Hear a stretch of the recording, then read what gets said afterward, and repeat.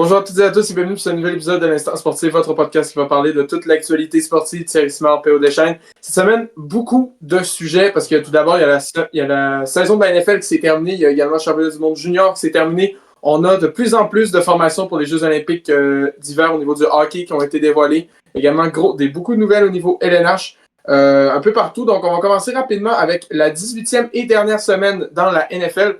La semaine d'activité, donc, où ce que plusieurs, les derniers matchs de la saison jouaient, où certaines places en série se décidaient également, parce qu'il y avait deux places, deux divisions qui n'étaient pas décidées, la AFC Nord et également la NFC Sud qui n'avaient pas été décidées. La NFC Sud, justement, ça joue entre les Panthers à Caroline et les Buccaneers de Tampa Bay. Ça a commencé la semaine avec un match entre ces deux équipes-là, qui s'est soldé par une victoire de Tampa Bay, 16-14. Toutefois, ce n'était pas suffisant pour Tampa Bay pour gagner la division et participer aux séries. Pour ça, il fallait que les Falcons perdent contre les Saints de la Nouvelle-Orléans. Puis pour les Panthers, c'est l'inverse. Il fallait que les Falcons gagnent contre les Saints.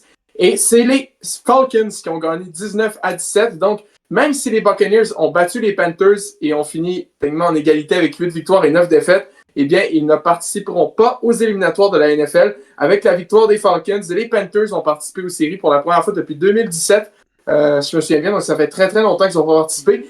Mais on va pas se dire que c'est la meilleure équipe. Ouais, mais pour ceux qui se demandent pourquoi les Falcons, il y a eu un impact, les Falcons sont éliminés depuis longtemps, c'est que les trois équipes sont dans la même division, puis ils ont toutes terminé à 8 et 9. Puis à cause qu'ils sont trois équipes, le tiebreaker, il change. Normalement, c'est les affrontements entre chacun. Mais là, vu qu'il n'y a pas juste deux équipes, c'est trois, le tiebreaker changeait, puis ça faisait que les Panthers l'avaient par-dessus les deux autres équipes. Donc c'est pour ça que le match a eu son importance. Puis ça, c'est à cause que les Falcons ils ont gagné genre leurs 5 derniers matchs. Donc c'était vraiment improbable pour les Bucks que ça arrive. Puis c'est vrai, comme tu l'as dit, c'est pas la meilleure équipe qui. Genre, il y a plein d'équipes qui sont positives. Genre les Lions qui sont 9-8, les Vikings, eux sont pas en série. Puis une équipe comme les Panthers qui ont vraiment mal joué depuis quelques semaines, sont en série à 8-9. C'est pas juste ce que j'appelle vraiment une puissance. J'ai l'impression qu'au premier tour, ça va pas durer longtemps. Là.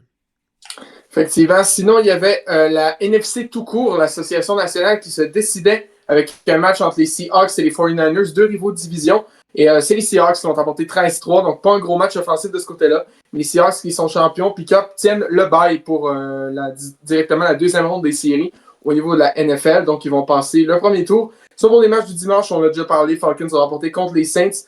Les Browns l'ont emporté 28 contre les Bengals de Cincinnati, donc ce qui conclut une saison à oublier pour les Bengals une nouvelle fois. Puis il faut parler de ce match-là parce que Myles Garrett des Browns a obtenu le record pour le plus grand nombre de sacs du corps en une saison avec 23, si je me souviens bien. Exactement. Donc un gros record là, qu'il va aller chercher, qui est quand même assez surprenant pour une équipe comme les Browns qui ont fini avec 5 victoires, 12 défaites. Donc c'est pas une super saison. Ils ont Mais au moins ils ont ça. Ils ont probablement le meilleur joueur de la ligue, puis ils réussissent même pas à gagner 6-7 matchs, ils sont à 5, genre c'est vraiment horrible. Puis en plus de ça, Myles Garrett, il est vraiment très bon, puis il est tout seul dans cette équipe-là, donc des fois il se fait même doubler par la ligne offensive, donc c'est encore plus impressionnant qu'il a réussi à battre ce record-là. Donc vraiment Myles Garrett, un des meilleurs de tous les temps à sa position. Puis il y a plusieurs qui disent que dans toute la ligue, c'est lui le meilleur joueur. Donc les Browns qui ne réussissent pas à faire de quoi avec lui. En plus, il a signé un contrat en début de saison pour quelques années. Ça se peut qu'il soit un des meilleurs joueurs de tous les temps à rien gagner. Pas de Super Bowl, pas de championnat de division. Donc c'est triste pour lui, mais en même temps, là, il a le record. Puis aussi, les Browns, il faut parler que la saison n'a pas été facile au niveau des carrières. On a un peu changé. On a commencé avec Joe Flacco. Joe Flacco est parti, il a été échangé. Après, on a essayé d'autres choses. On a fini avec Shedeur Sanders, qui est encore jeune. Donc, tu sais, c'est. En tout cas, les Browns. Ça fait plusieurs années que le corps arrière, ouais. Ça marche pas là-bas. Puis ils ont C'est pas une position qui est très stable au niveau de Cleveland de carrière. Donc, ça va être amélioré dans les prochaines années. Sinon, on se rappelle que les Colts étaient 7-1 et 8-2. Ils ont terminé leur saison 8-9. C'est terrible, défaite de 38-30 contre les Texans de Houston qui vont quand même de leur division toutefois de l'AFC Sud parce que les Jaguars l'ont eux aussi remporté 41-7 contre les Titans du Tennessee. Donc une grosse victoire pour les hommes de Trevor Lawrence. Mais honnêtement, j'aime quasiment mieux être deuxième dans cette division-là parce qu'en série, ils affrontent Pittsburgh au lieu d'affronter les Bills. Ouais, pour vrai, c'est quasiment comme si il avait gagné la division parce que les Steelers, c'est la moins forte de ce côté-là. Ouais, clairement. Donc, victoire des Texans, victoire des Jaguars. Les Vikings et J.J. McCarthy, a.k.a. Nine, l'ont emporté 16-3 contre les Packers de Green Bay. Pas un gros match pour Green Bay qui, encore là, devait faire sans Jordan Love. Toutefois, on espère pour les Packers que Jordan Love soit de retour pour le premier tour des séries éliminatoires. On va en parler un petit peu après. Puis 9, donc, avec les Vikings qui finissent avec 9 victoires. Puis, C'était écrit dans le ciel, en gros. oui, Euh, c'était vraiment écrit, tout ouais, était là. Il a fait exprès d'être mauvais au début pour arriver à ouais. ce résultat-là. Puis aussi, il faut dire pour Justin Jefferson, c'est sa 6e saison à 2000 verges. Donc, il a toutes ses saisons depuis le début de sa carrière. Il est rendu à 6 saisons. Il va peut-être pouvoir battre le record qui est Mike Evans qui avait réussi à faire 11, mais là, lui, il n'a pas réussi cette année à cause des blessures. Donc là, Justin Jefferson, que ça avait été dur cette saison, on pensait qu'à cause des carrières qui n'étaient pas bons, il allait peut-être pas réussir à faire 1000, mais il a réussi à faire 1000, donc sa streak continue. Puis peut-être que s'il continue encore 5-6 bonnes années, il va pouvoir peut-être battre le record. Puis sinon, les Giants, qui il y a quelques semaines, on les voyait pas mal favoris pour remporter le premier choix, ont gagné 2 matchs de suite pour totalement choquer. Victoire de 34-7 contre les Cowboys de Dallas. Donc, Mais il passe de 1 à 7e choix. Là. ouais, non, c'est rough en tant que tel pour les Giants. Sinon, les Bills, eux, ont donné une semaine de congé à Josh Allen. Je me suis dit, peut-être que les Jets vont être dans le coup. Ils ont perdu 35. Donc, pas tant. Donc, Puis pas d'interception, donc ils ont fini la saison avec 0. ouais. Oui, c'est vrai. C'est Genre vrai, pour les vrai, Jets cette qui ont fini leur équipe-là, saison avec il y a aucune rien, là, il interception. y a vraiment rien. J'ai vu une stat, là, c'est Garrett Wilson a fini avec le plus de réceptions de verges par la réception de toute l'équipe. Mais sa dernière réception, c'était semaine 6. Puis c'est lui qui en a eu le plus. Genre, pour eux, cette équipe-là, là, que ce soit offensivement, défensivement, il n'y a rien qui va. Je comprends pas comment ils ont réussi à avoir 3 victoires. Pour vrai, c'est désastreux. Puis juste avant de revenir, les Giants, oui, ont pas eu le premier choix, mais le gars qui est favorisé pour être premier au total, c'est un corps arrière. Donc, techniquement, Jackson Dart, il a peut-être sauvé sa carrière avec Ouais, les Giants. Donc, peut-être que c'est ça qui l'a motivé à bien jouer. peut-être ça. C'est peut-être ça en tant que tel. Sinon, sinon bon, les Bills qui ont remporté 35-8 contre les Jets, ça, on en a déjà parlé. Les Lions qui ont remporté leur dernier match de la saison un peu pour sauver le tout, pour finir au 519-16 contre les Bears. Donc, l'offensive des Bears qui a été un petit peu plus rough pour cette dernière semaine. Toutefois, on s'est un peu reposé d'ici pour le début des séries éliminatoires qui vont affronter les Packers. Les Broncos, avec leur victoire de 19-3 contre les Chargers, se sont assurés de finir au premier rang de l'américaine. Ils vont obtenir le bye dans cette côté-là. Pas une grosse victoire encore là pour Denver, mais c'est une victoire. Ils vont le prendre. Ils finissent avec 14-3, une excellente fiche pour l'équipe de Bo Nix. Les Rams qui vont finir, on sait, dans les dernières semaines, avec leurs 2 défaites, ont un peu tiré par la fenêtre leur chance de finir premier de la NFC. Vont quand même remporter leur dernier match 37-20 contre les pauvres Cardinals. Voilà, mais au moins, Les Cards, ça faisait que les Cards pouvaient avoir un meilleur choix. Puis c'est ça qui est fou, les Cards, ils ont fini 3-14, donc ils vont avoir un excellent choix au repêchage.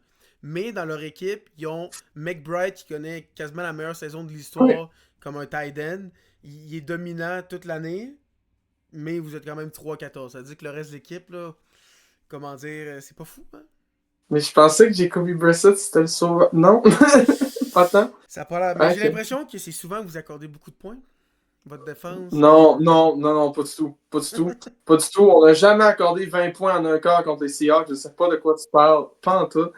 Je vais pas en parler. Donc, la saison est finie. C'est tout ça qui est positif. Bon, les Raiders qui ont gagné un match 14-12 contre les Chiefs. Donc, je pensais qu'elle a pu tirer leur chance dans leur premier choix. Mais quand même, c'est eux qui vont l'avoir. Donc, on va passer rapidement peut-être sur l'ordre du repêchage aussi dans la NFL, puisqu'il a été déterminé. Parce que dans la NFL, c'est pas comme dans la LNH, par exemple, puisqu'il y a une loterie au repêchage. C'est vraiment que c'est les positions en tant que telles dans le classement avec les comment on dit ça, les, Les fiches. ouais, les fiches en tant que telles, puis en tout cas, les différentes statistiques qui vont déterminer si tu as le premier choix ou si tu descends Puis un petit toi, peu dans l'ordre. t'es-tu plus dans l'équipe d'avoir une loterie ou que ce soit comme ça? Bah, pour eux, des fois, dans la loterie, là, excusez, PO, je vais te fâcher en disant ça, mais on a vu dans les dernières années, surtout une certaine équipe au New Jersey, qui à chaque année profitait, ou en tout cas souvent qui profitait d'une luck dans la loterie incroyable, puis alors qu'ils n'étaient pas nécessairement la pire équipe. Donc, je suis peut-être plus fan de ce système-là au Ah, niveau mais c'est NFL. parce Là. que sinon, ça peut faire comme l'année de Mario Lemieux, où vraiment les pingouins, ils faisaient exprès de perdre. Là. Genre, c'était évident, il y a eu des documentaires qui disent que tout le monde faisait exprès de perdre, les GM faisaient exprès de perdre, donc c'est un peu plate aussi là-dessus, mais en même temps, je dis ça, mais clairement, on a vu les Sharks, les Blackhawks dans les dernières années. Oui. C'était peut-être pas fait exprès de perdre, mais quand t'échanges tout le monde qui est bon, c'est pas mal ça. Là. Oui. Puis de toute façon, ça éviterait aussi que certaines équipes s'avancent avec la première fois trop souvent, comme les Oilers. On s'en Sinon, les souvient qu'ils ont enchaîné 3 années de... Ouais. La Islanders qui ont passé de 10 à 1, Ouais. ils méritaient pas le Schaefer, je vais être honnête. Là. En tout cas. Ben, peut-être une Donc, loterie avec comme les 3 ou 4 pires équipes, peut-être. ouais. Ça peut être Et le intéressant. loterie, ça marche pas bien, notre pool. Donc, Ouais, dans notre pool, la personne avait fini dernier, draft 3. Puis l'autre qui était 2, drafté 5. Donc, même nous. ouais, non, ça marche pas. Ça marche pas. Sinon, les Patriots qui ont remporté leur match 38-10 contre les Dolphins. Donc, une victoire facile pour les hommes de Drake May qui ont également fini avec 14 victoires et 3 défaites. Donc, ultra dominant, les Patriots. Sinon, les Commanders l'ont remporté 24-7 contre les Eagles. Les Eagles, c'est une défaite un peu pas normale, mais encore là, on reposait des joueurs pour le premier tour des séries. Puis on a conclu la semaine avec le match, c'était Absolute Cinéma, le match entre les Steelers et les Ravens pour la place, pour le top de la division de, non, excusez, de leur division en tant que telle, de la FC Nord. Ça a été absolument Absolute Cinéma. Je pense qu'on peut faire la pause. Même Aaron Rodgers l'a fait, je pense. Donc, Surtout le c'était... quatrième quart, c'était fou. Ouais, Je dans pense le qu'il y a eu quatrième quart, c'était 4 fou. fois changement d'avance dans le quatrième quart, c'était vraiment incroyable. Puis en plus de jouer une place en série, je pense que les deux coachs jouaient leur Ouais. job. Parce qu'honnêtement, l'équipe qui perdait, ils allaient perdre leur place. Et finalement, on était sûr que les Ravens allaient l'emporter. Il manquait juste le botté de la fin. 44 verges. 44 C'est pas verges, tant? normalement, pour un kicker de la NFL, c'est normal. Là. C'est pas 60 Ouais. ou 70. Puis ça a été complètement raté. Mais en même temps, Boswell avait raté le kick de converti juste avant. Ouais. Peut-être qu'il y avait du vent, peut-être qu'il y avait quelque chose parce que les deux ont raté back-à-back. Puis en plus, c'était une recrue. Peut-être que lui, sa carrière, parce qu'il a été payé à faire des kicks. Là. Ça, c'est ça qu'il fait. Là. C'est ça sa job. Puis il est pas capable. Puis là, ça fait 3 ans de suite que Lamar se fait choquer Ouais. sa saison comme l'année passée. On le sait, Mark Andrews qui échappe le converti de 2 points. Puis là, cette année, c'est le kick. Donc.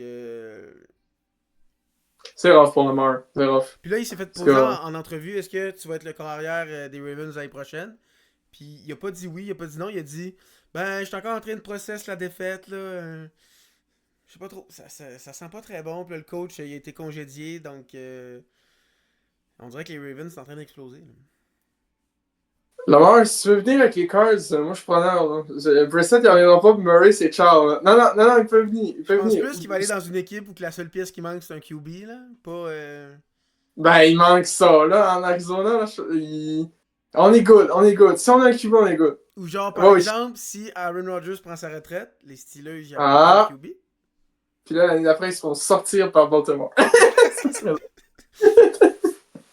Mais ouais, ça se pourrait. Donc, absolument un match incroyable pour conclure l'année. Maintenant, on va pouvoir passer au match de série de la Wild Card. On rappelle que les Broncos et les Seahawks obtiennent un bye week pour le premier tour des séries. Donc, ça commence samedi avec un affrontement entre les Panthers et les Rams. Donc, même si les Rams ont une fin de saison difficile, je vois pas comment ils pourraient pas gagner ce match-là. Les Panthers n'ont pas joué de façon très concluante. Toutefois, grâce à la logique du bracket série NFL, les Rams qui ont fini 12-5 et les Panthers qui ont fini 8-9, depuis que les Panthers ont fini premier de leur division, c'est eux qui vont jouer à domicile. On apprécie la logique. Puis comme aussi, Mais il y a voilà. les 49ers qui sont aussi genre 12-4 Oui. ou quelque chose comme ça. Puis eux aussi sont pas à domicile. Non. Mais au moins, c'est contre une meilleure équipe. Ça a tellement pas rapport à comment c'est fait. Ouais. Là. J'en reviens pas. Par contre, il va falloir faire attention pour les Rams parce que pas le dernier match de la saison, mais l'avant-dernier, c'était contre les Panthers et ils l'avaient perdu. Ouais. Donc ça, il va falloir faire attention en tant que tel du côté de Los Angeles, mais quand même, je pense que c'est eux qui partent un petit peu favoris sur papier, de ce côté-là. Moi, Sinon, on a un gros affrontement. Ça devrait être facile Ouais, du côté. un gros affrontement au niveau de la NFC Nord entre les Bears et les Packers. On sait les deux équipes ont joué contre à 2 reprises cette année. La première fois, les Packers l'ont emporté et la deuxième fois, les Bears l'ont emporté. Notamment le match. Oui, ça avait été des très bons matchs. Les Packers qui menaient le match 1, les Bears avaient remonté, avaient finalement perdu le match 2. Les Bears avaient remporté en prolongation la superbe passe de Caleb Williams. C'était incroyable. Puis aussi, je crois que ce match-là, Jordan Love s'était blessé ou quelque chose comme ça. Ouais. Donc, il va peut-être vouloir prendre sa revanche pour les Packers, mais ça, c'est un match, tu vois, je trouve que c'est un petit peu plus difficile à déterminer c'est lequel qui serait peut-être potentiel vainqueur entre ces deux équipes-là. Sinon, dimanche, on va commencer avec Jaguars-Bills. Ça, c'est un match, genre, juste en début de saison. On se serait dit, au premier tour des séries, il va y avoir un Bills-Jaguars. Là, déjà, on aurait process le fait que les Jaguars sont en série, premièrement. Puis deuxièmement, on fait, les Bills ont gagné easy clap. Mais là, je suis pas sûr. À voir comment les Bills ont perdu des matchs bizarres cette année, de la façon qu'ils ont perdu. On se rappelle leur défaite contre les Dolphins, notamment, et les Giants. Donc, ça, c'était quand même assez bizarre. Puis les Jaguars qui ont fini avec 13 victoires, 4 défaites, qui sont absolument dominants. Surtout je pense qu'ils ont fini avec genre 9 victoires de suite pour terminer la saison. 8 ou 9. Ouais, 8 ou 9. C'est incroyable. Donc, pour vrai, je sais pas. Ça peut aller des deux côtés. Ça serait quand même assez drôle l'année qu'il n'y a pas Patrick Mahomes, il n'y a pas Lamar Jackson. Joe Burrow. Joe Burrow n'est pas là. Les Eagles de l'autre côté sont un peu moins forts cette année. Ils perdraient contre les Jags, ça serait tellement drôle. Ça serait drôle. Mais il faut qu'il en profite. C'est l'année, si Josh Allen veut gagner un Super Bowl, c'est l'année qu'il faut qu'il le remporte. Là. Mais ça peut être un match très serré aussi, puis à voir comment les Jaguars jouent. Ils pourraient. Ce serait vraiment pas impossible qu'ils battent les Bills, mais les Bills, c'est leur année aussi. Ils ont commencé l'année en ayant une excellente défense, puis l'attaque moyenne. Puis on finit l'année en ayant une défense moyenne, mais une attaque incroyable. Donc je sais pas c'est qui va arriver au match, mais pour vrai, j'ai hâte de voir ce match-là. Ça va être un des bons matchs. Là. Ouais. Sinon, un gros juggernaut qui va partir dès la semaine 1, c'est les Eagles contre les 49ers. Donc les deux équipes qui vont s'affronter. On sait les 49ers qui sont les avant-derniers finalistes de la nationale en tant que tel. On se souvient, ils avaient perdu lors du Super Bowl en 2024 contre les Chiefs. Puis les Eagles qui avaient remporté le Super Bowl l'année passée, puis avaient également été finalistes l'année d'avant des 49ers. Donc, tu sais, c'est les 3 derniers finalistes techniquement de la NFC qui s'affrontent. Donc, il y a automatiquement une grosse équipe qui va être perdue des premiers tours des séries. Puis à voir comment les 49ers jouent, puis ils sont capables de très bien se débrouiller sans blessure. Moi, je mettrais peut-être un petit 2 sur eux autres, là, personnellement. Pour moi, ça va être le match du premier tour. Les Eagles, ils ont une très bonne défense. Ils ont les pièces en attaque pour avoir une bonne attaque, mais on l'a cherché toute l'année. Là. À chaque fois, on était là. Mais là, ils ont Saquon, ils ont AJ Brown, ils ont Davante Smith, ça devrait y aller. Mais ça n'a jamais débloqué en attaque. Que si les 49ers prennent une avance rapidement, ça pourrait mal aller pour les Eagles. Puis on pourrait voir les champions se faire éliminer au premier tour. Puis honnêtement, si tu penses que c'est les 49ers ou les Eagles qui gagnent le Super Bowl, tu pourrais perdre ton équipe au premier tour. Pour vrai, ça peut aller des deux côtés. Mais moi aussi, j'ai un feeling que San Francisco, il pourrait se rendre loin cette année. Mais pour vrai, moi, ça va être le match que je pense qui va être le plus intéressant du premier tour. Là. Sinon, on va peut-être avoir une preuve, en tout cas. Si les Patriots gagnent ce match-là, c'est une preuve qu'ils peuvent actually battre des bonnes équipes parce que c'est toujours une remarque qu'on a vue avec les Patriots cette année. Ouais, ok, ils sont 14-3, mais ils ont affronté 28 fois les Jets, les Dolphins puis les Browns. Hein? Fait que c'est normal qu'ils gagnent tout le temps. Donc là, si les Patriots remportent ce match-là contre les Chargers, je l'ai dit, ils peuvent battre des bonnes équipes. On sait que les Chargers sont pas nécessairement au top, avec notamment Justin Herbert qui doit se remettre d'une fracture à la main aussi. T'sais, il est un petit peu fragile de ce côté-là, donc il ne faudrait pas que les Chargers le perdent. Puis les Patriots, il faut parler de la saison de Drake May. Je pense qu'il est quand même dans les potentiels finalistes pour le trophée MVP en tant que tel. Moi, je pense que ça va jouer. Ouais, ça va jouer entre ces deux-là. Donc, il va falloir voir les Patriots sont hyper intéressantes. Ouais, on a parlé de Josh Allen, que c'est sa chance, mais Justin Herbert aussi, là, s'il veut aller chercher, prouver que c'est un carrière qui est capable de gagner des gros matchs, là, c'est peut-être cette année qu'il faut qu'il prouve ça, parce que, comme on l'a dit, c'est grand ouvert. On sait pas qui va vraiment bien jouer, là, pour vrai. Là. Effectivement. Puis sinon, lundi, on va finir avec le match Steelers-Texans. Les Steelers, on sait, sont allés en série à l'arraché, on va se le dire. Qui vont affronter les Texans qui ont fini leur saison avec combien de victoires de suite? 7, 8? En tout cas, qui ont fini avec une ultra grosse séquence de victoires. Qui ont fini avec 12 victoires, 5 défaites. Donc, je pense que les Texans partent favoris pour ce match-là. Puis après, pour ce qui est du deuxième tour, les Broncos et les Seahawks vont affronter le seed le plus bas qui s'est qualifié en série. Comme par exemple, je sais pas moi, mais si le 7e seed, genre par exemple, je sais pas c'est quoi le 7e seed dans la nationale par contre, mais si eux, ils passent. Parce que si les Chargers, t'es sûr les Chargers? Ben pour les Broncos, ça serait les Chargers. Ah, ok, ouais, pour les Broncos, ok, ouais. Parce que si les Chargers battent les Patriots, ben les Broncos, ils affronteraient les Chargers au prochain tour. Ouais. Puis si, je sais pas moi, c'est le plus bas, ça se ramasse à être pour les Seahawks. En tout cas, si Green Bay passe Seahawks, mais tu sais, si c'est une autre équipe plus basse, genre, je sais pas moi, les Rams, peut-être, ben, ils vont affronter les Rams. En tout cas, ça va dépendre de ce côté-là. Donc, très, très hâte de voir ces matchs-là. L'éliminatoire, c'est une saison qui est très ouverte au niveau de la NFL. Puis, rapidement, on va parler aussi d'une tradition, on va dire, dans la NFL, le fameux Black Monday. En gros, ça consiste à quoi, le Black Monday? C'est toujours comme le premier lundi à la fin de la saison régulière, les équipes qui ont eu une moins bonne saison vont congédier leur entraîneur-chef. Puis hier, ça n'a pas fait exception à la règle. On a eu notamment le head coach des Raiders de Las Vegas, Pete Carroll, qui a été congédié. Avoir la saison d'équipe, pas surprenant. Mais comme disait le gars qui a raté son examen l'autre jour à l'école, je pense que Gino Smith a quelque chose à voir là-dedans aussi. Oui, vraiment. C'est de blaguer. Oh, il était mauvais, là. Je fais quelque chose. Également, les Browns de Cleveland ont renvoyé leur entraîneur-chef, Kevin Stefanski aussi. Et même chose du côté de Jonathan Gannon des Cardinals de l'Arizona. Merci, mon Dieu. Bon, plusieurs coachs qui se sont débarrassés. Je pense qu'il y a eu d'autres envois d'ici là aussi. Notamment, je sais que les Cowboys ont renvoyé leur coordinateur défensif. Pas très surprenant à voir la saison des Cowboys niveau défensif. C'est toujours l'équipe qui marque beaucoup de points, mais qui en accorde encore plus. Donc, pas tant surprenant. Puis justement, ce qui est sorti aujourd'hui, c'est John Harbaugh, l'entraîneur-chef depuis 18 saisons des Ravens de Baltimore, qui lui aussi a été congédié. Puis comme tu disais, l'équipe qui perdait entre Pittsburgh et Baltimore, c'est elle qui voyait son coach partir. Parce que oui, par exemple, si Pittsburgh avait perdu, oui, Mike Tomlin, ça fait je sais pas combien de saisons consécutives, finit au-dessus de 500. Mais tu sais, finir 20 saisons consécutives à 9-8, c'est pas le truc le plus impressionnant non plus. Mais au moins. Donc, lui, il a sauvé sa job au moins pour un match de plus. Ouais. À voir s'il va être gardé pour l'année prochaine. Et je pense que s'ils se font sortir au premier tour, les fans des Steelers ne voudraient pas nécessairement le refaire l'année prochaine non plus. Mais en tout cas, ultra hâte de voir ces matchs-là. Ça va au moins, ça t'assure de faire 9-8 ou 10-7. Ouais. C'est moins pire que finir 3-14, disons. Jonathan Gannon. Puis, donc, c'est sûr, vu de même. Vu de même, puis pour savoir qui que certaines équipes vont vouloir embaucher. Il y a des rumeurs, on parle peut-être de Deion Sanders, le père de Shedder, l'ancien joueur de la NFL. Peut-être avec les Browns, c'est une réunion père-fils, mais encore là, Deion est avec l'Université du Colorado. Je pense qu'il est avec le Colorado au niveau universitaire. Puis, en tout cas, tu sais, c'est une rumeur qui a été pitchée comme ça. Ça vaut ce que ça vaut. Sinon, également, pourquoi pas Mathieu Pro avec les Raiders. Non, ça, je fais un gros joke. Je fais un gros joke. Mais sinon, je sais que les Cardinals voudraient potentiellement parler avec le coordinateur défensif des Broncos de Denver. Donc, ça peut être pas pire. Ça peut être pas pire. Un coordinateur défensif, les Broncos n'accordent pas de points. Ce serait le fun avec les Cards. On accorde un petit peu trop de points. Non, mais c'est ça. Donc, ultra hâte d'avoir ces matchs-là. Puis on rappelle que le Super Bowl va être début février en tant que tel.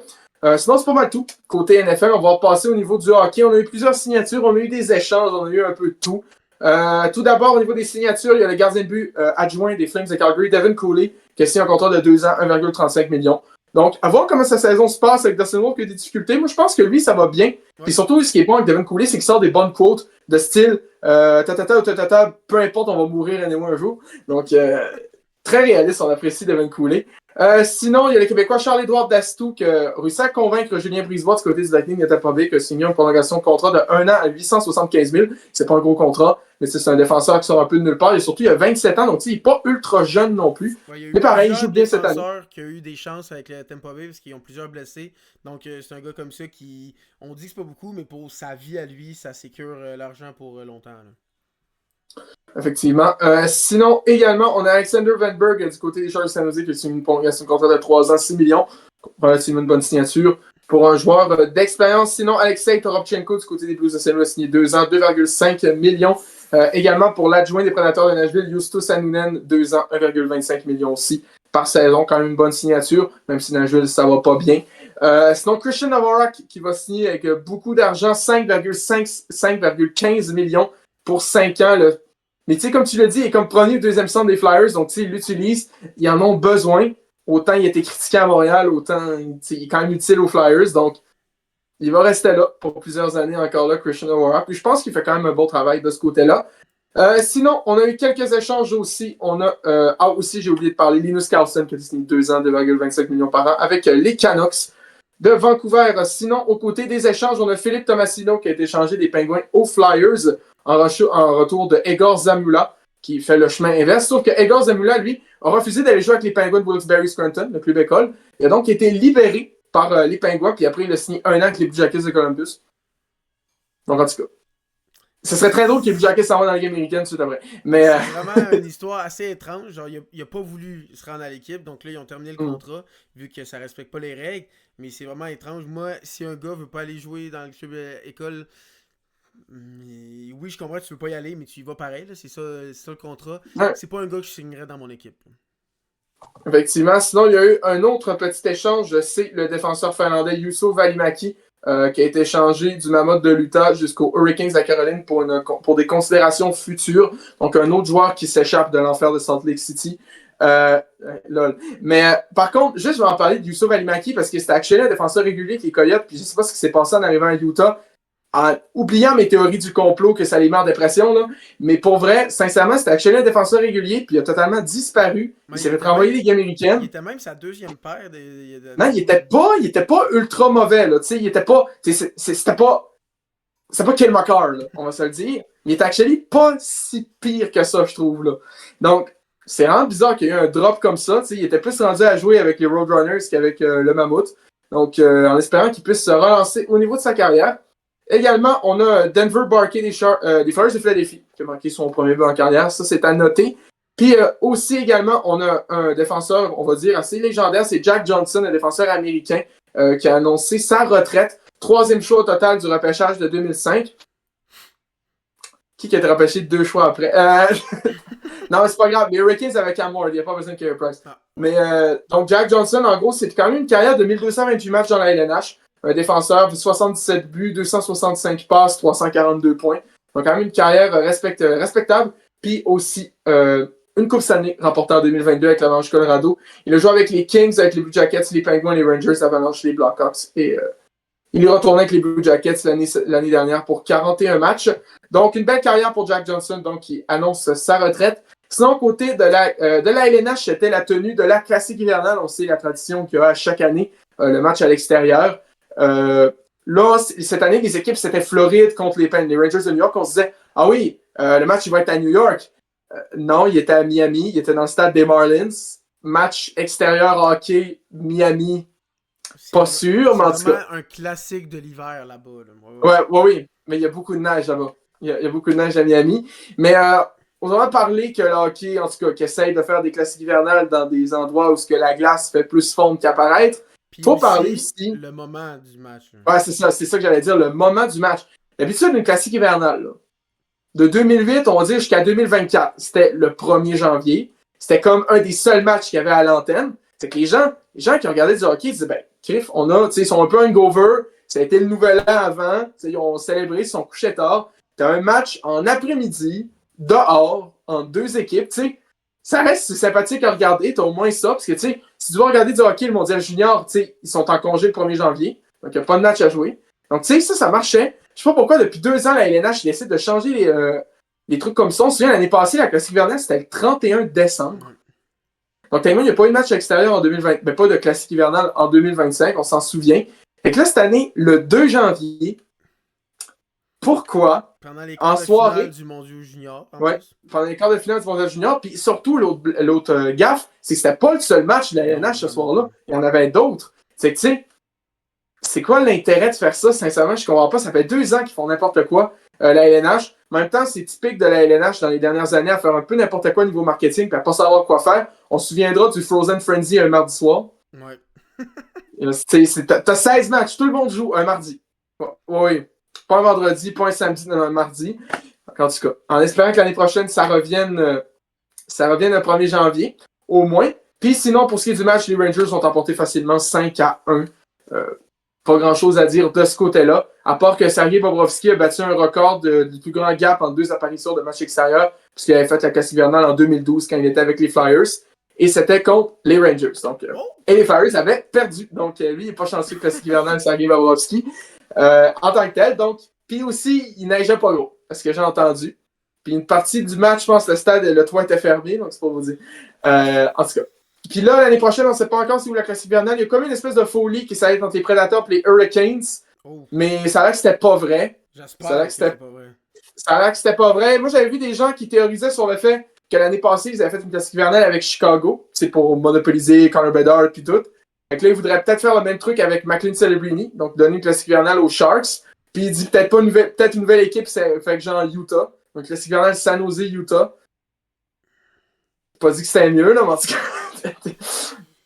Surtout si les deux équipes sont moyennes. Pour moi, ça doit être des équipes qui sont ou qui ont vraiment un vrai hiver, là, vraiment des équipes comme Pingouins, quand ils ont eu leur classique hivernale, c'était vraiment le fun. Il y avait Détroit, Toronto, ça avait été vraiment bon. Ouais, Détroit-Toronto quand il neigeait. Là, Boston, Montréal, ça aussi c'était super bien.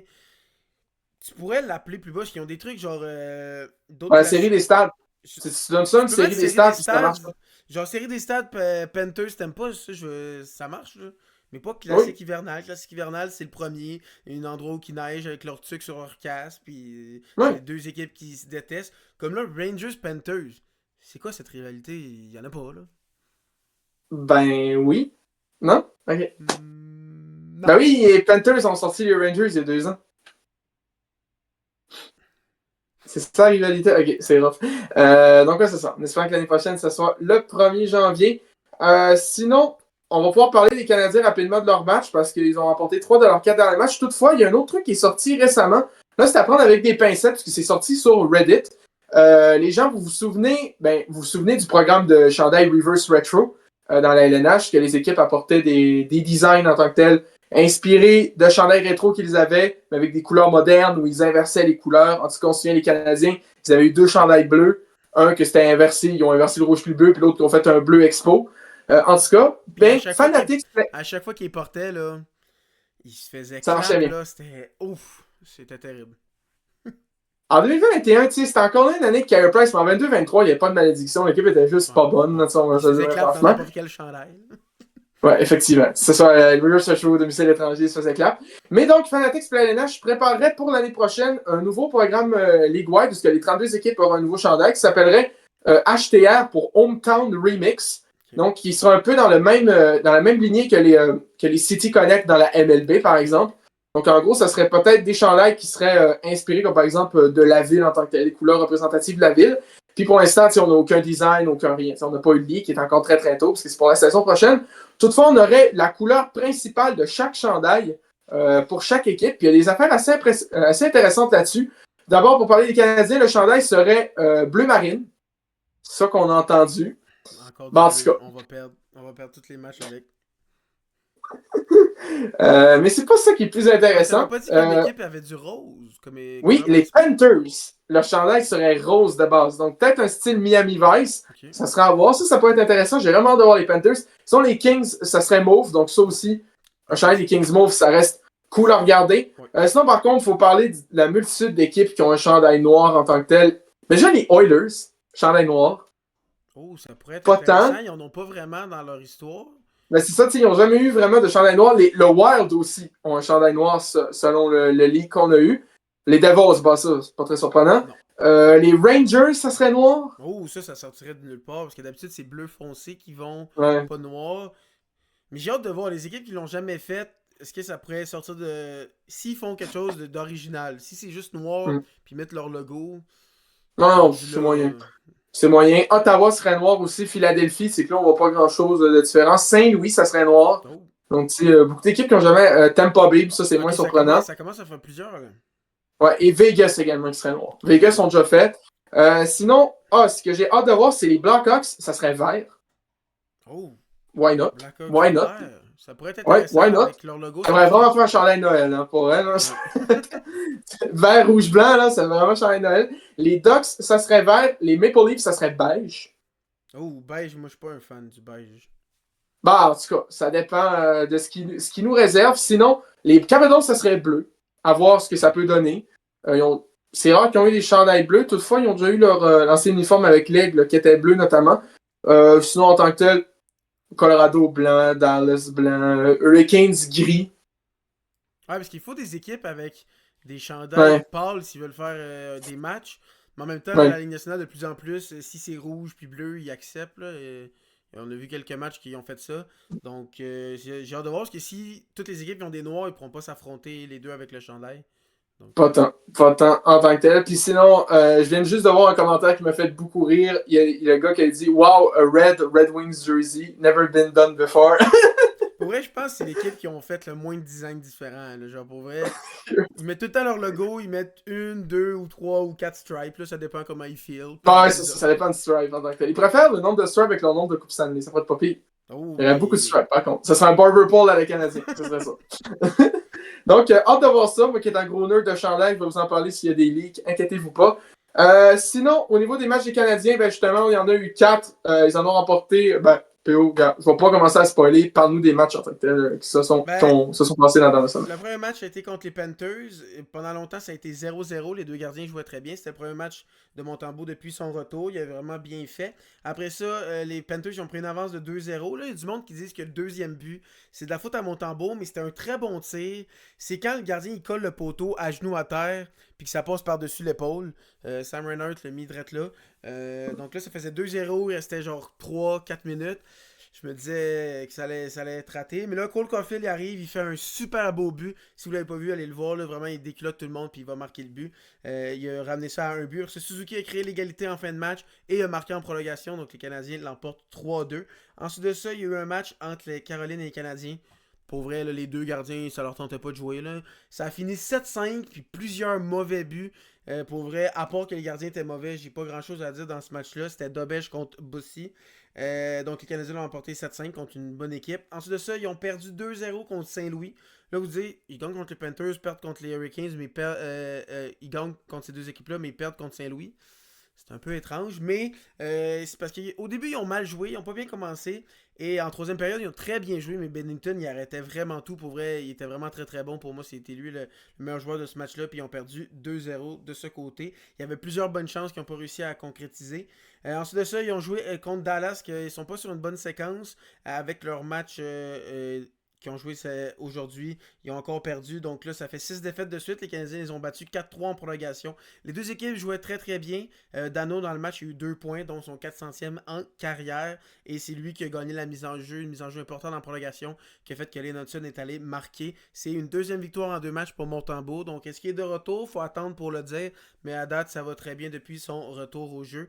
Il y a 2 très bonnes performances de ce côté-là. Et les Canadiens vont vraiment super bien. Mais c'est tellement serré dans l'Est. Parce que je pense qu'ils sont à comme 4 points de la première place de l'Atlantique. Mais ils sont comme à 4 points depuis être en série. Donc c'est vraiment hyper serré. Mais ils continuent sur leur bonne lancée. Puis comme on peut le voir, il y a plusieurs matchs en prolongation. Encore 2 cette semaine. Puis il y en a beaucoup cette année dans la Ligue nationale. Donc c'est pour ça que tout le monde est très très proche.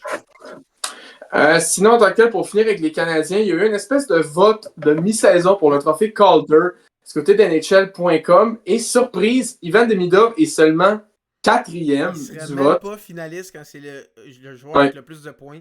Puis que dans ses 20 derniers matchs, il a 20 points. Puis vraiment, c'est la meilleure ligne des Canadiens. Il fait des jeux incroyables. Schaefer, je peux comprendre. Il joue vraiment très bien. C'est un défenseur qui fait beaucoup de points.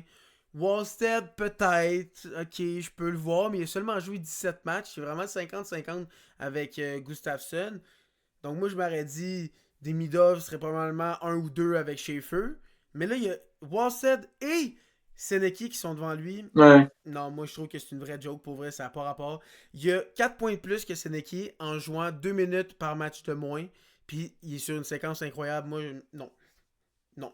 Puis en plus, pour montrer à quel point il est efficace, j'avais vu une statistique avant que Demidov soit sur le premier powerplay, le Canadien était en bas de 20%. Puis depuis qu'il est avec eux, on est rendu 6e de la ligue pour le powerplay. Donc, pour vous dire à quel point il est efficace, pour moi, il serait top 2, mais il le met 4e. La logique du vote NHL. Donc, assez rough. Pour finir avec les joueurs LNH, on a eu la semaine dernière, le 31 décembre, on avait réalisé une petite émission spéciale sur le dévoilement de l'équipe canadienne pour les Jeux olympiques. Ouais. Et depuis ce temps-là, on a eu d'autres alignements. On a eu 6 autres équipes qui ont été confirmées. Les États-Unis, la Finlande, la Suède, la Lettonie, la France et la Tchéquie. Donc, qui ont été confirmés de ce côté-là. Donc, rapidement, on peut passer au-dessus des différents éléments qui ont été dévoilés. D'abord, je vais y aller en ordre alphabétique. Au niveau de la Tchéquie, on connaissait déjà certains joueurs. Donc, par exemple, je me souviens, il y a quelques semaines, on argumentait sur quel gardien qui pouvait le faire. Pourquoi on argumentait alors que Dostal a déjà été confirmé. Donc, ça, c'était pas une grosse surprise. Toutefois, on connaît les 2 autres gardiens, c'est Dan Vladar et Karel Vemelka qui vont être là. Donc, pas tant des mauvais choix. C'est sûr qu'il y a... Surtout que Dobesh est vraiment calmé depuis son début de saison incroyable. Ouais. On se disait peut-être non, non, non, merci, ça va être correct. C'est des gardiens à côté de ce côté-là qui ont tous de l'expérience à ils ont représenté la Tchéquie au mondial, Si je me au trompe championnat du pas, monde en tant que tel. Vemelka, c'est lui qui a le plus de victoires dans la ligue en ce moment. Oui, il est proche des tops. Il est comme à 18 victoires, donc ça va très bien de son côté. Là. Ça va travailler de son côté. Par contre, si je veux mettre le petit truc, j'ai regardé les statistiques, ça casse pas trois pattes à un canard, là, si je peux me permettre Ouais. l'expression bizarre. C'est pas ultra incroyable en tant que tel. Là. C'est un pourcentage d'arrêt qui est en dessous de 900. Puis c'est... Mais tu sais, c'est peut-être la défensive de Utah qui est pas bonne. En même temps, qui aurait pu prédire Ben, en que même JJ temps, Moser est meilleur que Sagachev? Mais en Je le même temps, savais. Moi, je le savais. il est en bas de 900, mais 2,70. Que finalement, c'est peut-être Ouais. juste qu'il accorde pas. Il accorde pas tant de tirs, mais il accorde pas tant de buts, mais c'est parce qu'il accorde pas tant de tirs. Fait. Ouais. Mais je viens de checker, il est égalité avec Wedgwood pour le plus de victoires. Mais quand tu check, il y a un gardien 18, 18, 17, 17, 16, 16, 16, 16, 16, 15, 15. Ouais, C'est vraiment très c'est très sérieux. proche cette année. Donc, c'est bien de l'avoir pris au-dessus de Dobesh, par exemple. Ouais. Puis il a de l'expérience parce qu'il a représenté 4 fois la Tchéquie au championnat du monde, puis il a joué à 3 reprises. Donc, ça, il a de l'expérience. Sinon, Radko Gudas avait déjà été confirmé, le capitaine des Ducks, pour apporter de la physicalité. Ce qui est à noter aussi, c'est quand même plusieurs joueurs qui sont pas dans la LNH, de ce côté de la Tchéquie. Miral Kempny, qui a déjà joué à LNH, par contre, qui est présentement avec le Brina Siev en Suède. Il y a Roman Cervenka, qui est quand même assez connu. Joueur avec beaucoup d'expérience, là. 40 ans. Donc, il est quand même assez vieux, qui joue avec le HC Dynamo Pardubice, donc un joueur avec beaucoup d'expérience, un ancien joueur des Flames, Roman Cervenka. Sinon, il faut Jakob Fleck, qui joue avec le HC Cometa Brno. Lukas Shedlak avec le HC Dynamo Pardubice, donc aussi des équipes en Europe. Jiri Ticacek, qui joue avec le Karpat en Finlande, peut-être massacrer son nom. Yann Ruta, qui est un ancien joueur LNH, on sait c'est qui. Toutefois, présentement, il est avec le HC Genève Servette en Suisse. Radim Simek avec le HC Billy Tigri Liberec. En tout cas, plusieurs joueurs. Andrei Shkachin, ancien LNH qui joue maintenant en Ligue tchèque aussi. Dominique Kubalik aussi, ancien finaliste au Calder qui était avec Ottawa jusqu'à récemment, qui joue présentement en Europe. Puis aussi d'autres joueurs. Mais sinon, tu sais, les principaux, Martin Nichus, David Kempf, Thomas Shurtle, Pasternak. David Pasternak, Andrei Mais Spalak, ça, Pavel c'est Zacha. une équipe qui peut être un match piège parce qu'un trio, Ouais. Hurtle, Netchas, Pasternak, si genre tu dis, oh, c'est la Tchèque, ils ont plusieurs joueurs qui sont même pas dans la Ligue nationale, ça va être un match facile. Ça peut être un match piège. Pasternak connaît la game, on le sait, c'est un game breaker. Il connaît 2-3 buts, puis leur gardien fait tous les arrêts, donc il faut faire attention. Ça peut être une équipe qui surprend, mais si j'avais à faire une prédiction, je pense pas qu'ils vont avoir de médaille. Donc, c'est sûr que sur papier, ils sont moins forts que le Canada, par exemple, qui vont affronter. Dans leur groupe, par contre, ils pourraient quand même finir deuxième parce qu'on se rappelle qu'ils sont dans un même groupe que la Suisse et la France. Donc, Ça ça dépend. Suisse puis eux, ouais. Sinon, au niveau de la France, écoutez, on ne connaît pas beaucoup de joueurs. Il faut noter la présence d'Alexandre Texier avec un Canadien de Montréal, qui est présent. Un ancien nom bien connu dans la LNH aussi, Pierre-Édouard Bellemare, beaucoup d'expérience, 40 ans, qui joue depuis cette année avec le HC Ajoie en Suisse. Sinon, on a un prospect des Capitals dans les buts, c'est le gardien de but. Il faut que je retrouve son nom, c'est Antoine Keller, donc qui joue en Suisse présentement. C'est un prospect des Capitals. On pêche en 7e ronde. Ça vaut ce que ça vaut. Jouer un peu East Coast. Sinon, il y a d'autres anciens joueurs qui ont déjà joué à l'NH comme Stéphane Dacosta. Ou encore, il faudrait que je revoie les autres noms. Je ne pourrais pas retrouver le quatrième en tant que tel. À noter l'absence de Tim Boson, l'ancien prospect des Canadiens. Toutefois, son frère Kevin Boson est là. Donc, c'est un peu rough. Puis Tim Boson, il s'est expliqué, il comprend pas pourquoi il a été épargné. Il faisait même pas partie de la formation. Donc, ça, c'était l'équipe. Peut-être si vous qu'ils voulez se l'avoir sont trompés de joueur puis ils ont nommé son frère. Ça serait quand même vraiment drôle si c'est ça, mais ça m'étonnerait. Non, je pense pas, je pense pas. La Suisse n'a pas dévoilé leur alignement. Pour ce qui est de la Finlande, on se souvient, la Finlande, ils étaient là aux 4 Nations l'année passée. C'est eux qu'on disait que c'était potentiellement les plus faibles des 4 pays. Et je pense que cette année, si on prend le Big Four au niveau des pays, c'est là que tu es encore là aux 4 Nations, il faut dire que c'est encore eux les plus faibles sur papier, je pense. Ils perdent leur meilleur joueur en Barkov qui est blessé. Oui, Barkov qui est blessé, qui sera pas là. Les gardiens de but, ça reste quand même du relativement solide. On a Ukko-Pekka Luukkonen qui va bien avec Buffalo. On a Kevin Lankinen avec Vancouver qui débrouille comme il peut. Et Juuse Saros qui reste quand même un gardien de confiance, même si Nashville, ça fait 2 ans que c'est catastrophique. Sinon, en tant que tel, ce qui est intéressant, c'est que les Finlandais, il y a 8 défenseurs finlandais dans la LNH et il y en a 7 des 8 qui sont présents. Donc, ils ont dit Uro Vakanainen, on veut rien savoir de toi. T'es là 4 Nations. Ils ont invité plutôt Mikko Lettonen qui est avec les Lions de ZSC en Suisse. Donc, c'est un joueur qui a déjà joué LNH par contre avec les Maple Leafs et les Blue Jackets notamment.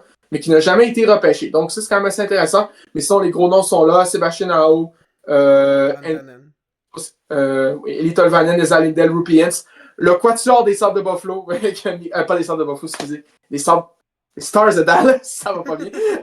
Le quatuor des Stars de Dallas avec aussi Miro Iskanen et Mikko Rantanen, Mikael Granlund, Artturi Lekonen, Capo Caco, Teravainen, et notez aussi le joueur des Canadiens, Oliver Kapanen, qui est présent, et Patrick Laine qui est absent au désarroi de personne. Sinon, au niveau de l'Italie, on connaît 6 joueurs, mais pas tant de connus, à part Damien Clara, qui est un prospect des Ducks d'Anaheim, au niveau des buts. Mais sinon, en tant que tel, ça reste pas des joueurs très très connus. La Slovaquie, on connaît pas l'alignement, mais on sait que Slavkovski va être là notamment. Et une autre légende des Canadiens, on a personne de Thomas Tatar. Donc lui aussi va être présent. Sinon, côté de la Suède, ça c'est une équipe qui peut être quand même très intéressante, qui pourrait causer une surprise, se rendre potentiellement loin. Parce qu'au niveau de la Suède, on a déjà un très très bon trio de gardiens. C'est d'abord le duo du Wild du Minnesota, Jesper Wallstedt, Philippe Gustafsson. Les deux sont présents. Ils vont être épaulés de Jakob Markstrom, donc il va apporter de l'expérience. Linus Ullmark n'est pas là. Toutefois, l'année passée, c'est lui qui était le troisième gardien avec Markstrom et Gustafsson. Si c'était Toutefois, ça reste... Je pense que les deux gardiens du Wild devraient être le 1-2 Ouais. et Markstrom l'extra. Il connaît pas tant une bonne saison cette année, puis les deux du Wild connaissent une saison incroyable. Oui. Donc, ouais, moi, je verrais bien aussi de ce côté-là. Sinon, on va amener des joueurs d'expérience, notamment certains qui étaient déjà là à Sochi. J'avoue, je n'apporte pas une grande exemple, mais Oliver Ekman-Larsson, qui était là à Sochi avec la médaille d'argent, lui va être présent. Quand même relativement bonne saison. Gabriel Landeskog, pour parler de son histoire aussi.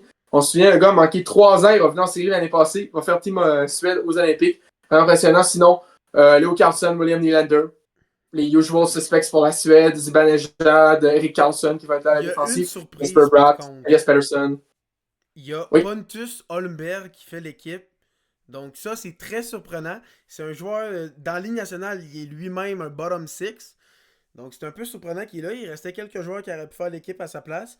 Donc peut-être que ça va être genre le spécialiste du piqué, un peu comme le Catafort ou le Ethan Gauthier d'équipe Canada Junior. C'est lui qui fait ce rôle-là pour la Suède aux Olympiques. Je sais pas. Parce que moi, si tu m'avais dit de nommer 50 joueurs, je pense même pas que je l'aurais nommé pour la Suède. En tout cas, il est là. On ne fera pas de commentaires. Johan Eriksson, Adrien Kempe, Philippe Forsberg. C'est les joueurs qu'on connaît. Rasmus Andersson au niveau de la Suède. Donc, pas un mauvais alignement sur le papier, loin de là. Sinon, le Danemark, on ne connaît pas l'alignement. On connaît certainement certains joueurs. Tout comme l'Allemagne.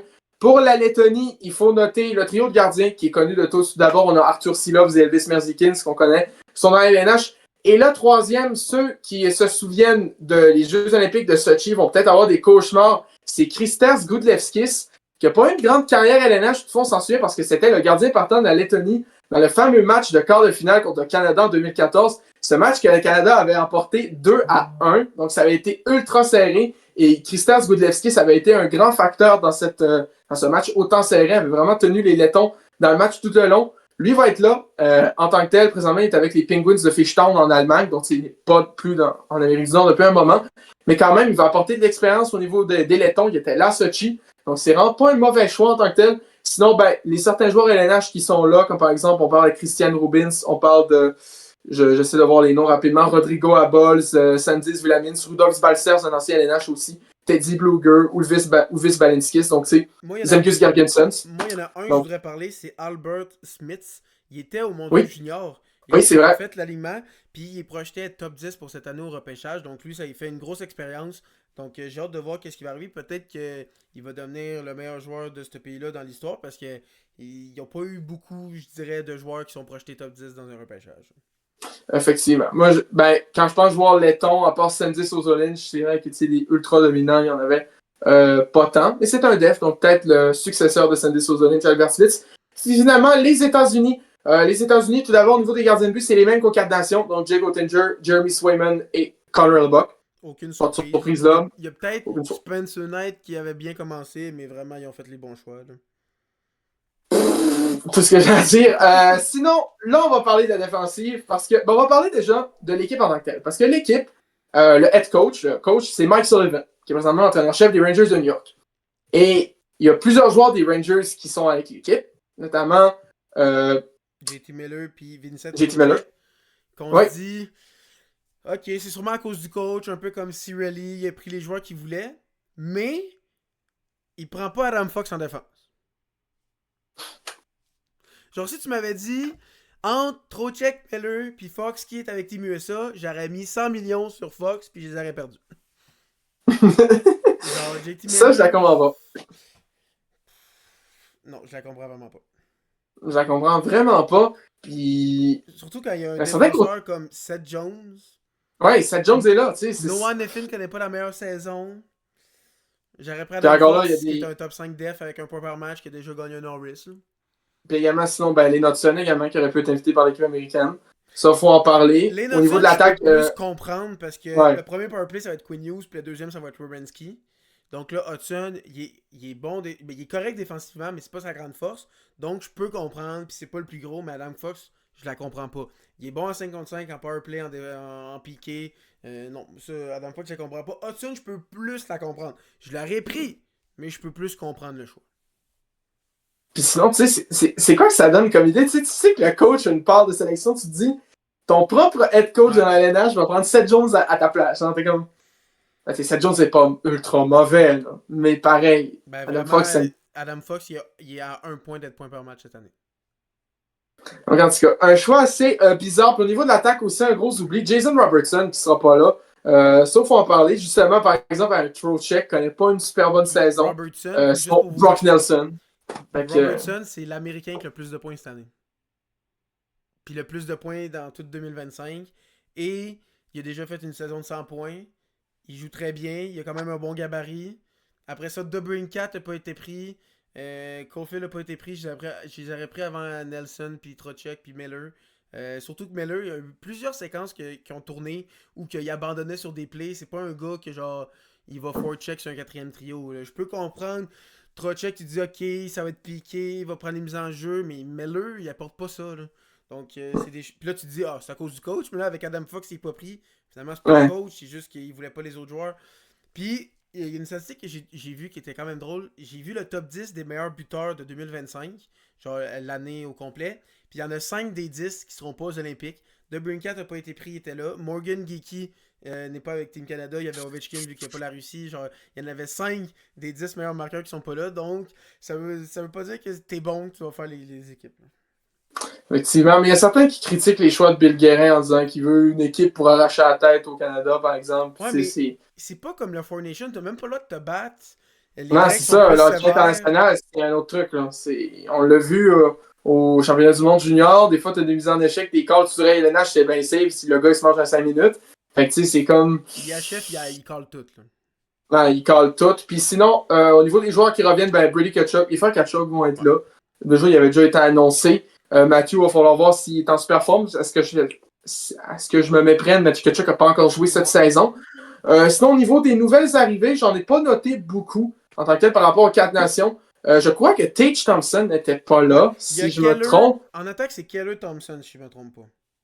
Donc, Tage Thompson, Buffalo qui vont quand même relativement bien dans les derniers jours avec leur séquence de 10 victoires qui s'est arrêtée, malheureusement, mais ce soir, ils est en train de gagner. Donc, ils sont quand même encore sur une bonne lancée. Tage Thompson peut apporter beaucoup d'attaques. Puis Clayton Keller, oui, je l'aime beaucoup, mais moi, je pense aussi que les États-Unis ont été impressionnés par son rôle qu'il a tenu lors des derniers championnats du monde. On se souvient, c'était le capitaine des États-Unis. Il a fini avec. C'est pas lui qui avait aussi marqué le but gagnant. Je pense que c'est là que les deux-là se sont Ça se pourrait. Puis Keller avait été capitaine de l'équipe américaine. Il avait mené les États-Unis à la médaille d'or, justement, une première au championnat du monde depuis 1933. Ça fait longtemps. Donc, ça, je peux comprendre que ces choix-là ont été pris pour du côté des États-Unis. Mais sinon, quand même quelques oublis bizarres qu'on comprend pas trop. Puis, tu sais que. Bon, en tout cas, en tant que fan du Canada, si on les affronte à m'amener. Ça me dérange pas. Non, ça me dérange pas. Ça me dérange pas du tout. Pour moi, ça me dérange pas pour un fan des Canadiens. Ça aide le Canada et que Hudson et Caulfield soient pas là, ils peuvent se reposer. Donc, moi, c'est une double win. Plus de chance pour le Canada, puis plus de chance pour les Canadiens. Moi, je peux rien demander. Effectivement.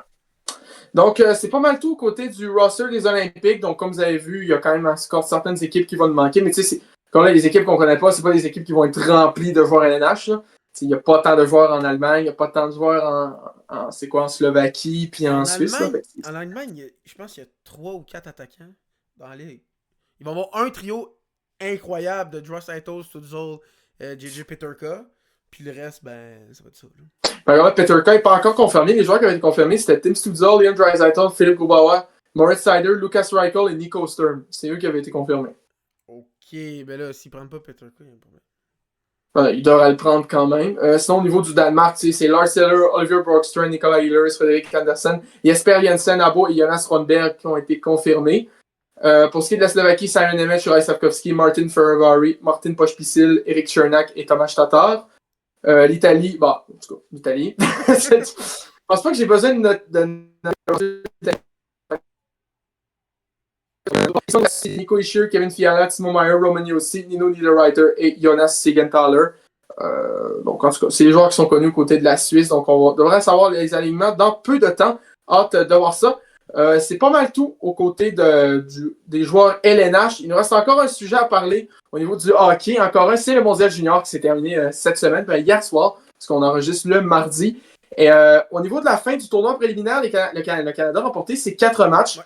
D'abord, la dernière fois qu'on avait enregistré, ils venaient de remporter leur match 9-1 contre le Danemark, donc tu sais que ça n'a pas été très compliqué. Ils sont allés chercher la victoire contre les Finlandais aussi lors du dernier match de tour préliminaire.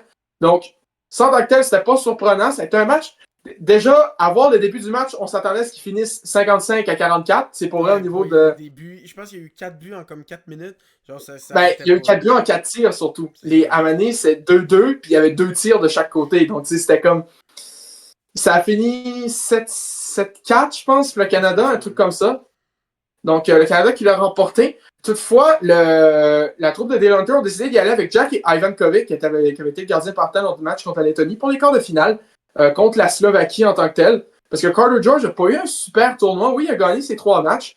Mais tu sais, quand même, tu checkais, il y a un pourcentage d'arrêt en dessous de 850. Donc, tu sais, tu peux comprendre. Puis, la Slovaquie, lors du match de quart de finale, ils ont tenu leur bout pendant 15 minutes en première période. Après, le Canada a marqué 5 buts non-stop, genre 5 minutes, limite un but par minute. Pour finalement, les Canadiens ont remporté 7-1, donc victoire assez dominante. Moi, je me souviens que je disais, mais non, mais moi, je crains plus les Slovaques que les Suisses, parce que les Suisses ont battu les Slovaques lors du dernier match. Leur dernier match du tour préliminaire, c'est un peu une surprise, ça aussi. Donc là, je me disais, mais non, on aurait pas, ça serait mieux de pogner les Suisses que les Slovaques, mais finalement, ça a quand même bien été, on va se le dire. Sinon, au niveau des autres quarts de finale, la Suède a battu la Lettonie, sans aucune surprise. Également, l'autre quart de finale, c'était la Tchéquie qui affrontait l'Allemagne. Non, pas l'Allemagne, la Suisse, ouais. La Tchéquie qui l'a remporté. Puis sinon, la Finlande qui ont éliminé les États-Unis chez eux. Puis ça aussi, c'était un match incroyable. Les États-Unis qui menaient 2-1. La Finlande, en troisième période, qui va marquer 2 buts rapides, mener 3-2. Les États-Unis qui font égaler à 30 secondes de la fin. Puis finalement, la Finlande qui va l'emporter en prolongation. Donc, c'était un match incroyable. Puis les États-Unis qui sont éliminés en quart de finale au championnat du monde qui était à domicile, qui était au Minnesota. Puis après, on a vu que les foules du Mondial Junior en tant que tel, c'était pas les plus impressionnantes dans les dernières années. Les arénas étaient à moitié vides la plupart du temps. À part pour les matchs des États-Unis, même encore là, pas tous les matchs des États-Unis étaient pleins. Puis en même temps, on peut comprendre. Moi, personnellement, je suis Canadien. Est-ce que j'ai envie de me rendre aux États-Unis présentement? Pas tant. Donc, en tout cas, ça peut se comprendre. Donc, tu sais, ça serait peut-être mieux, comme par exemple, on sait que l'année prochaine, c'est à Edmonton puis Red Deer. 2028, c'est en Finlande. 2029, c'est à Québec puis à Trois-Rivières. 2030, ce que j'ai entendu, c'est en République tchèque. Donc, tu sais, ça va. Il n'y aura pas des États-Unis le temps que l'autre parte de la présidence. Après, tranquillement, on en reparlera de ça. Mais sinon, le Canada qui affrontait leur némésis, la Tchéquie, en demi-finale. Et la troisième fois n'a pas été la bonne pour les Canadiens qui se sont inclinés 6-4. Il faut le dire, les Tchèques ont vraiment mieux joué dans ce match-là. On dirait que le Canada le voulait pas. C'était vraiment talent contre vouloir. Vraiment, on était dans le match parce qu'on était beaucoup plus talentueux. Il y a Michael Age que lui voulait, mais le hockey voulait pas. 3 poteaux, 2 tirs de pénalité ratés, le même est raté. Vraiment, il voulait, mais le hockey voulait pas. Sinon, les autres, là, il y a des pénalités niaiseuses. Misha qui prend une pénalité parce qu'il touche à la rondelle à la mise en jeu. Gavin McKenna, c'est lui qui a donné un crochet d'en face en fin de match. Une autre pénalité. Après ça, il y a Rechny qui fonce dans le gardien. Après ça, il fâche, mais clairement, il a sauté dessus quasiment. C'est des pénalités vraiment qu'on n'avait pas besoin à des moments importants. Puis ça fait 3 ans de suite qu'on perd. Puis que le but gagnant est comme marqué à moins de 2 minutes de la fin. Puis là, en plus, un but vraiment, il dévie sur un patin. On a quasiment réussi à l'enlever avant que ça rentre, mais finalement, ils ont perdu ce match-là. C'est vraiment crève-cœur. Là, moi, au début, j'étais genre, encore le Canada qui fait pas un bon résultat, ça va pas vraiment bien. Mais quand je repense au tournoi au complet, parce que là, après ça, on est allé gagner la médaille de bronze, on a juste perdu un match qui s'est joué à la dernière minute dans tout le tournoi. Donc, faut quand même être encouragé. C'est déjà mieux que les Ouais. autres années où on était vraiment pas dedans. Là. On était juste vraiment mauvais. Surtout l'année passée. L'année passée, c'était affreux. Là. Donc, c'est plus Énormément. encourageant. Au moins, on a une médaille. On a juste perdu un match. Déjà là, je suis plus content que les Hmm. 2 dernières années. Là. Effectivement, donc au moins ils ont sauvé l'honneur avec une victoire de 6-3 contre la Finlande, lors du match de médaille de bronze. L'autre demi-finale entre la Suède et la Finlande qui a été incroyable, c'est joué Oui, en tir de vraiment. barrage. Les deux gardiens, que ce soit Love Arenstam, que ce soit Petteri Rimpinen, les deux avaient été Incroyable. incroyables. Rimpinen en prolongation a stoppé 3 ou 4 échappés, c'est n'importe quoi. Puis ça s'est joué en huitième manche de tir de barrage, les Suédois qui l'ont finalement remporté. Puis la finale, c'était donc Tchéquie-Suède. J'ai quand même regardé le match, en tout cas en bonne Ouais. partie, même si j'avais dit que j'allais pas le regarder. Euh, les Tchèques n'ont jamais été dans le coup, pour le dire sincèrement, à part dans les 5 dernières minutes, dans les 3 dernières minutes quand ils ont enlevé leur gardien et qu'ils ont marqué 2 buts rapides. C'est la seule fois qu'ils ont été dans le match et les Suédois ont dominé totalement. Ils dominaient sur tous les aspects du jeu. Ils laissaient pas de chance aux Tchèques. C'était quand même assez rough. Puis les Suédois qui ont finalement remporté 3-2, une première médaille d'or au Mondial Junior depuis 2012. Puis surtout, c'est seulement une troisième dans leur histoire, parce que la première c'était en 81, donc tu sais, Ben, c'est pas tant pour les Suédois. ça faisait 13 ans que c'était soit Finlande, et Canada, États-Unis là, Ouais, c'est ça, qui qui gagnaient. gagnait la médaille d'or. Donc là, justement, avant, c'était les Suédois. Donc les Suédois qui vont remporter une première médaille d'or depuis 2012. Puis pour les Tchèques, la disette se poursuit. Leur dernière médaille d'or mondial junior, c'était en 2001. Puis Toutefois, il faut parler des Tchèques, ça fait qui n'étaient pas un gros pays. ça fait 2 finales en 4 ans, Ouais. puis des demi-finales aussi. Donc, c'est un pays qui commence à impressionner. Hein. Ben, sincèrement, leur programme junior s'améliore beaucoup. Puis tu sais, au début, là, je me souviens, quand j'ai commencé à regarder le mondial junior en 2007-2018, les Tchèques, c'était comme tu disais, OK, oui, mais ils vont se sortir encore de finale. C'est 4 ans de suite pour une médaille. Là. Fait que, ils sont pas actually, ils sont vraiment en train de progresser, puis c'est vraiment le fun à voir du côté des Tchèques. Donc, c'était tout pour le championnat du monde de junior cette année. On a également su l'équipe d'étoiles. Ce qui est assez surprenant, c'est que Michael H., qui a fini premier au niveau des pointeurs du tournoi, n'était pas dans la liste des 3 meilleurs joueurs de Team Canada. C'était Sam O'Reilly, TJ Ginla et Zane Parek, les deux meilleurs pointeurs qui est McKenna et non, sont pas là. C'est les deux meilleurs pointeurs de tout le Ouais. tournoi. Ils sont pas dans les top 3. Puis en plus, ils ont fait des points importants. C'était genre des points comme en médaille de bronze. Ils ont les deux fait 4 points. Donc c'était vraiment les meilleurs joueurs qui étaient là au bon moment. Non, pas nommés. Michael Age, pas nommé dans le top 3, mais il est sur l'équipe d'étoiles. Ouais. En tout cas, la propagande Play Nice de London devrait s'arrêter. Mais Sam au O'Reilly, niveau ça avait pas rapport. Là. Non, non plus, là. Mais sinon, pour ce qui est de l'équipe étoile, les attaquants, ça a été Wojtek Chiaz de la Tchéquie, Michael H. Du Canada et Anton Frandel de la Suède. Donc, on a un gros tournoi. Les deux défenseurs étaient Tomáš Galvas des Tchèques et Zane Parek du Canada. Et le gardien de but du tournoi, c'était Love Arenstam des Suédois aussi. Ah, Donc, on vraiment. a un gros tournoi. Donc, c'est tout pour le Mondial Junior 2026. Déjà hâte au 26 décembre prochain pour le championnat du monde en 2027 qui va être du côté de Edmonton et Red Deer pour une 28e fois dans les 3 dernières années. Mais en tout cas, au moins là, il n'y aura pas de COVID Ouais. ou de scandale. Donc au moins, ils vont pouvoir en profiter de ce côté-là. Puis écoutez, je pense que c'est tout niveau hockey en tant que tel. On avait beaucoup de sujets cette semaine. On va pouvoir parler rapidement de 2-3 trucs, rapidement avant de compléter l'épisode. Tout d'abord, au niveau du baseball, les Blue Jays sont allés faire une grosse signature. Ils ont signé le joueur japonais, le third base Kazuma Okamoto, un contrat de 4 ans, 60 millions. C'est actually une grosse signature. C'est un gars qui a qui a actually une carrière très très impressionnante au Japon. Toutefois, il y en a certains qui s'inquiètent sur le fait que cette signature-là voudrait peut-être dire que les Blue Jays ne seraient pas capables de re-signer Bo Bichette, parce qu'on rappelle qu'il n'est toujours pas signé. Donc ça, il va falloir s'inquiéter de ce côté-là, mais sinon, ça reste une grosse Ouais. S'il prise ramène du côté de aussi Bo Toronto. Bichette, là, les Blue Jays, là, ça va être une équipe vraiment dure à battre. Là. Je pense que c'est l'équipe qui a le plus dépensé, puis de beaucoup. Là. Je pense qu'ils sont quasiment rendus à 400 millions de dépensés durant les agents Wow. libres. Là, pour vrai, ils veulent vraiment, ils ont goûté. Là, ils ont goûté à ce que ça pouvait Ouais. amener. Là, puis ils se sont dit, on y va, on a l'équipe pour. Puis pour vrai, je peux comprendre, parce que vraiment, l'équipe qui avait, je pense qu'ils peuvent recréer, surtout avec des acquisitions Mm. comme ça. Puis on l'a vu, plusieurs Japonais sont venus dans la MLB, puis ont tout de suite fonctionné. Donc ça va être un gars que je pense qu'il peut s'adapter rapidement. Là. Effectivement. Puis sinon, autre nouvelle du côté du baseball, ça c'est un petit peu une blague, mais il y a des fans d'Oakland qui sont en train de rire jaune présentement. Les Athletics, qui étaient à Oakland jusqu'en 2024, qui ont déménagé de façon temporaire à Sacramento en attendant la construction d'un nouveau stade à Las Vegas. Eh bien, tout comme plus récemment, l'année passée, on avait su que l'équipe de Utah ne pouvait pas s'appeler les Yeti à cause d'une marque qui avait déjà déposé le nom de Yeti de Utah. Eh bien, les Athletics au niveau de la loi, ne pourront pas s'appeler les Athletics de Las Vegas ou les Athletics de Vegas. C'est 2 trademarks qui ont déjà été déposés. Donc, techniquement, ils ne pourraient pas les utiliser. Moi, je pense que, tu sais, si tu déménages une équipe à une place, quand même, tu t'arranges pour voir si le trademark est disponible. C'est que moi, je pense que malheureusement, le nom Athletics risque de disparaître s'ils veulent nommer leur équipe en tant que telle avec le nom de Las Vegas, ou sinon, tu t'appelles les Athletics du Nevada. C'est bâtard. Vegas, on sait que c'est une ville qui se prend pour un autre, fait qu'automatiquement, il veut se nommer tout par leur nom. Donc, tu sais, ça serait bizarre en tant que tel. Mais en tout cas, un autre disaster class de John Fisher, puis ça, les fans des Athletics sont pas surpris de voir ça. Malheureusement, en tout cas, ceux qui étaient à Oakland.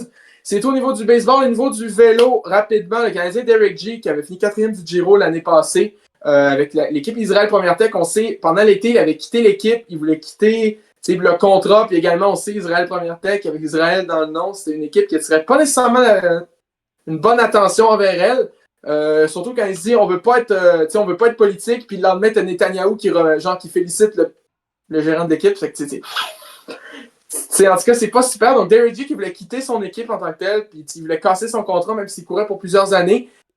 Pour l'instant, il avait toujours pas signé, mais maintenant, il a signé avec l'équipe américaine Lidl Trek. Donc, à part le fait que le maillot de champion canadien est vraiment affreux, parce qu'ils ont juste mis plein de sponsors, puis une petite feuille d'érable en bas, c'est vraiment laid. Sinon, en tant que tel, c'est une bonne signature pour lui. Il va arriver dans une équipe qui va apporter vraiment plus de support en montagne qu'Israël Première Tech. Parce que je me souviens, le Giro l'année passée, Derek G était tout seul. Pour elle, il n'y a aucun support, là, je ne vais même pas en parler. Donc là, c'est une équipe avec beaucoup plus de ressources qui vont pouvoir l'aider à progresser, parce qu'il est encore relativement jeune. Puis lui, il va pouvoir aller jouer les classements généraux sur le tour de grand tour, parce qu'on sait, la Lidl Trek, j'ai pas encore parlé des acquisitions, les gros changements d'équipe de transfert au niveau du vélo, mais je vais en parler prochainement, parce que la première épreuve du World Tour commence fin janvier. Ça va s'en venir dans les prochains épisodes. Mais ils sont déjà allés chercher Juan Ayuso qui veut viser le Tour de France. Donc, Derek G va pouvoir aller viser un Giro, une Vuelta. Il va pouvoir être leader sur ces grands tours-là. Il va avoir du grand sport en montagne. Donc, ça, c'est une bonne nouvelle pour lui, une bonne signature. Donc, c'était tout au niveau du côté vélo. Puis finalement, au niveau de la NBA, il faut en parler parce qu'on se rappelle que le Thunder de Oklahoma City, qui était 24-1 à un moment, si je me souviens bien, ont perdu 6 de leurs 12 derniers matchs. Ils sont maintenant 30-7. C'est pas affreux, mais ça reste qu'ils ont perdu quand même beaucoup de matchs. Puis pour vrai, pour vous mettre en perspective, dans leurs 12 derniers matchs, comme tu as dit, 6 victoires, 6 défaites, c'est la même fiche que les Wizards qui sont 14e de l'Est. Donc, pour vous dire, ça va vraiment pas bien. On pensait qu'elle allait peut-être battre le record. Finalement, pas du tout. Ça va pas très bien. Puis j'ai l'impression que si j'avais à dire c'est qui la meilleure équipe présentement dans la ligue, je prenais les Spurs devant OKC de la façon qu'ils jouent. Ils peuvent facilement surprendre, ils ont vraiment une bonne équipe, mais peut-être qu'ils vont même pas finir premier. Là, si on va dire à quoi, juste 3 victoires d'avance sur les Spurs qui jouent vraiment bien depuis le retour de Wembanyama. Donc pour vrai, ça rebrasse les cartes, c'est ça qui est le fun, parce que là on voulait pas juste une domination d'OKC toute l'année. Donc c'est le fun de voir qu'ils gagnent pas, mais en même temps, je pense qu'ils vont être quand même une des meilleures équipes en série puis pour le reste de la saison. Là. Puis sinon, si vous demandez pour le rendement, les Raptors ils sont toujours 4e dans l'Est, donc ça va bien avec une fiche de 22 victoires, 15 défaites. Dans leurs 10 derniers matchs, ils ont 6 victoires, 4 défaites, ils sont sur une séquence de 2 victoires consécutives. Puis actuellement, des victoires quand même relativement dominantes. Je crois qu'ils récemment ont gagné genre 118-100 contre les Hawks, donc c'était pas... c'est une victoire quand même assez facile pour Toronto, donc ça va toujours bien du côté des Raptors. Ça, c'est cool. Ça va moins bien pour les Pacers qui sont sur une séquence de 13 défaites consécutives, ça c'est rough.